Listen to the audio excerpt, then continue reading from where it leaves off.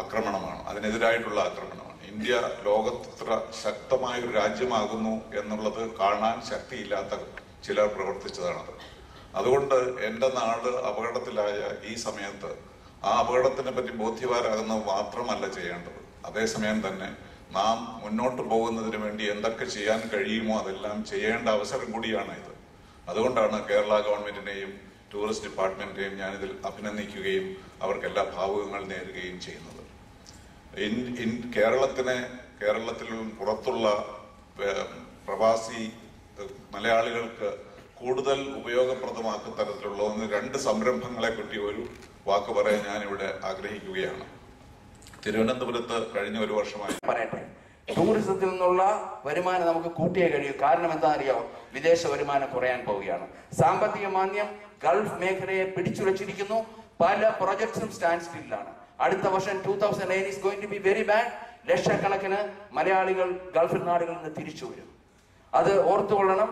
തിരിച്ചു വരുമ്പോൾ നമ്മുടെ വരുമാനം കുറയുമ്പോൾ ഈ വരുമാനം ഒന്ന് കൂട്ടുവാൻ ടൂറിസം സാധ്യത വർദ്ധിപ്പിച്ചാൽ തീർച്ചയായിട്ടും കഴിയും എന്ന് ഞാൻ ബലമായിട്ട് വിശ്വസിക്കുന്നു. ഞങ്ങളുടെ വേൾഡ് മലയാളി കൗൺസിലിന്റെ ഒരു സെന്ററിന്റെ ഒരു പ്രൊജക്ട് പ്രിയപ്പെട്ട ഡോക്ടർ അനൂപും ഡോക്ടർ ഇബ്രാഹിം ഹാജി പ്രിപ്പയർ ചെയ്തിട്ടുണ്ട്. അത് കേരള ഗവൺമെന്റ് അക്സെപ്റ്റ് ചെയ്യാൻ സന്തോഷമുണ്ട്. കേരളത്തിന്റെ ടൂറിസം വികസനത്തിന് വേണ്ടി വേൾഡ് മലയാളി കൗൺസിലിന് കഴിയുന്ന എല്ലാം ചെയ്യുമെന്ന് ഒരു പത്രപ്രവർത്തന നിലയിൽ വാഗ്ദാനം ചെയ്തുകൊണ്ട് നിങ്ങൾക്ക് എല്ലാ ഭാവങ്ങളും നേർന്നുകൊണ്ട് ഞാൻ വാക്കുകൾ നിർത്തുന്നു. നന്ദി, നമസ്കാരം.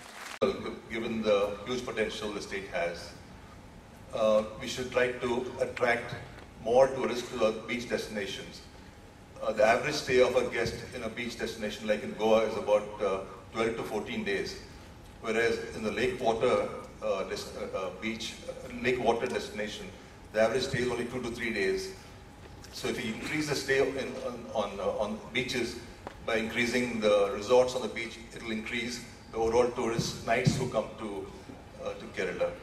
After all, you've got the tourists to come to Kerala. Why not you increase this average stay from average of 2 to 3 days to 14 days? Now on this front, Kerala is a beautiful, one of the favorite destination for tourists in the world. The advantage of 3 international airports, the connectivity, and all the major Middle East airlines, which is Emirates and Etihad and Gulf Air and Qatar, along with Air India, connects Kerala almost 20 times in a day within 3 airports. That is a very advantageous situation. So what we should focus being here in Kerala, one is focus on giving a fantastic arrival experience, whether it is at the airports, whether it is at the railway station, and we should partner with these people, the taxi drivers, the auto rickshaw, the salesmen. മുതിർന്ന ബഹുമാനപ്പെട്ട tourism ആഭ്യന്തര വകുപ്പ് മന്ത്രിയെ ഞാൻ അനുമോദിക്കട്ടെ. ഇതൊരു നല്ല തുടക്കമാണ് എന്ന് നമ്മൾക്ക് വിശ്വസിക്കാം. കാരണം വിദേശത്ത് കഷ്ടപ്പെട്ട് അധ്വാനിച്ച് അവിടുത്തെ 50 ഡിഗ്രി സെൽഷ്യസ് ജോലി ചെയ്ത് ഗൾഫിൽ ഇവിടെ കാശ് കൊണ്ടുവന്ന് മുടക്കി ബുദ്ധിമുട്ടനുഭവിക്കുന്ന ഒരുപാട് പ്രവാസികളെ നമ്മൾക്കറിയാം. അദ്ദേഹം വലിയ ആഗ്രഹത്തോടു കൂടിയാണ് വന്നത്. പക്ഷേ നമ്മുടെ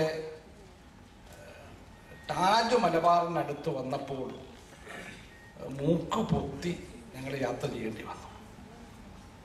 കൊച്ചി നഗരത്തിലെ സ്ഥിതി ഒട്ടും മോശമല്ല.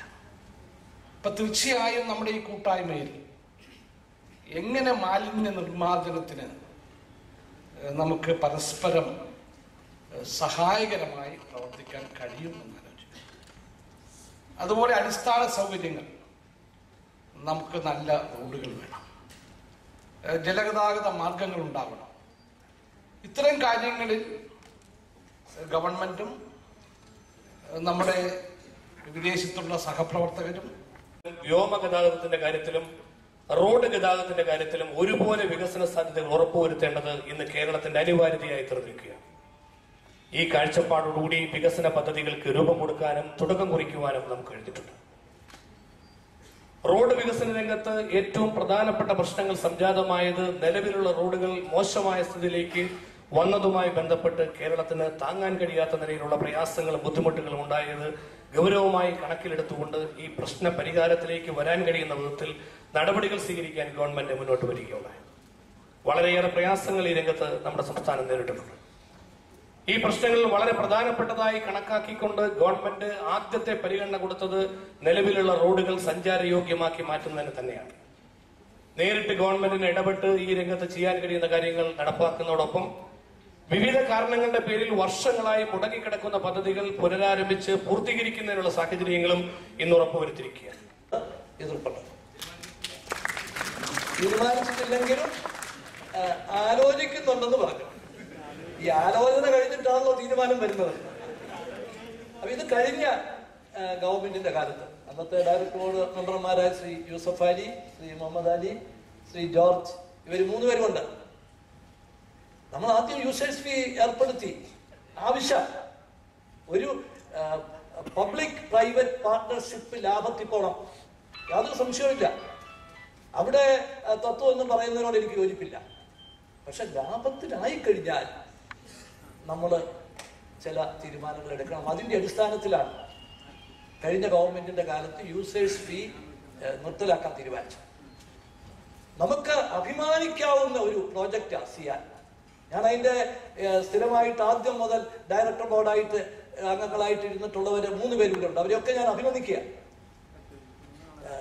ഇൻവെസ്റ്റ്മെന്റ് പ്രോഫിറ്റ് റേഷ്യോ വെച്ച് നോക്കുമ്പോൾ ലോകത്തിലെ ഇന്റർനാഷണൽ എയർപോർട്ടുകളിൽ വെച്ച് 5ാമത്തെ എയർപോർട്ടായിട്ട് കൊച്ചി എയർപോർട്ട് വന്നു.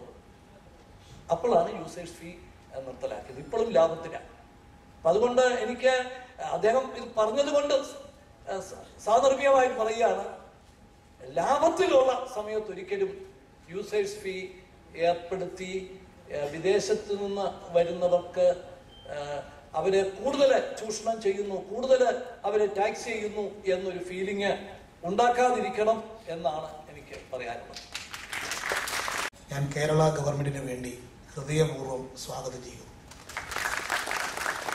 ഒരു പ്രവാസിയുടെ ഏറ്റവും വലിയ ദൗർബല്യം അവൻ്റെ സ്വന്തം നാടാണ്.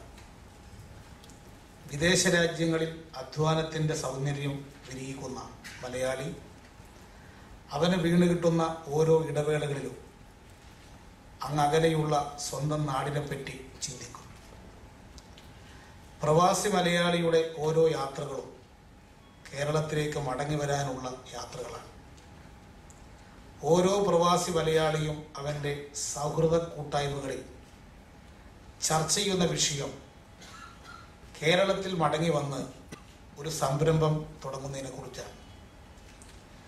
ഈ ആഗ്രഹം യാഥാർത്ഥ്യമാകുന്നതിന് ദിശാബോധം നൽകുന്നതിനുള്ള ഒരു പരിപാടിയാണ് എൻ്റെ നാട് എന്ന ഈ പ്രവാസി കൂട്ടായ്മ.